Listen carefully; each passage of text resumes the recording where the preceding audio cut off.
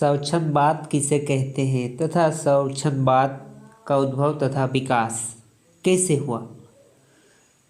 तो इसका आंसर होगा अंग्रेजी साहित्य में स्वच्छंदवाद का उद्भव सन 1798 ईस्वी में वर्ड्सवर्थ ने रिलिकल वेल्स के प्रकाशन के समय माना है।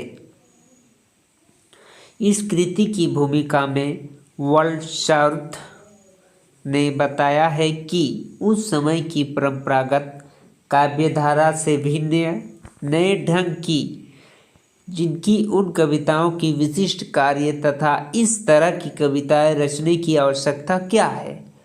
वर्ड्सवर्थ ने यहाँ बताया कि उसके समय की पारंपरिक कविता पाठकों पर उदात्त प्रभाव छोड़ने में असमर्थ सिद्ध हो रही थी तथा शेक्सपियर और मिल्टन जैसी पुराने रचनाकारों की कृतियों के स्थान पर उत्तेजक उपन्यास तथा अमर्यादित नाटकीय रचना पाठकों को पढ़ने के लिए मिल रहा था।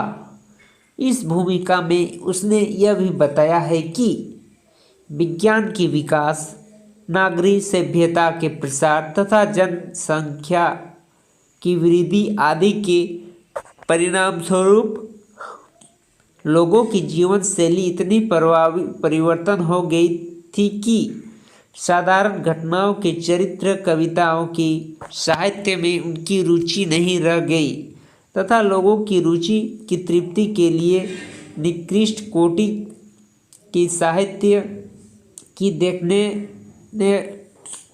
देखते देखते बाढ़ आ गया। ऐसी स्थिति में आवश्यक था कि परंपरागत रूपों को छोड़कर साहित्य नए भागों, नए विचारों, नए भंगिमा तथा नए शैली के साथ अपने भीतर एक नई आकर्षण का केंद्र उत्पन्न करे। रिलिकल वेल्स की उक्ति भूमिका से ज्ञात होता है कि स्वच्छंदवाद का उदय उस समय की अनिवार्यता थी। वास्तव में विलियम वेग जैसे रचनाकारों ने पहले ही काव्य में स्वच्छंदवाद प्रवृत्ति का सूत्रपात कर दिया था। उसकी वैचारिक तथा दार्शनिक पृष्ठभूमि जर्मन विचारकों ने काफ़ी पहले निर्मित कर दी थी।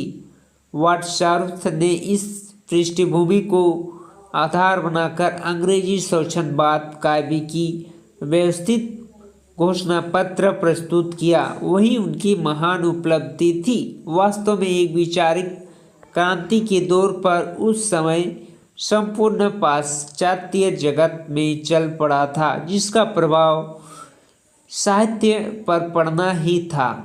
सन 1789 की प्रसिद्ध फ्रांसीसी क्रांति ने व्यक्ति की स्वतंत्रता को जो उद्घोषित किया उसका कारण चिंतन है। यह थी स्वच्छंदवाद की पूर्ण जानकारी।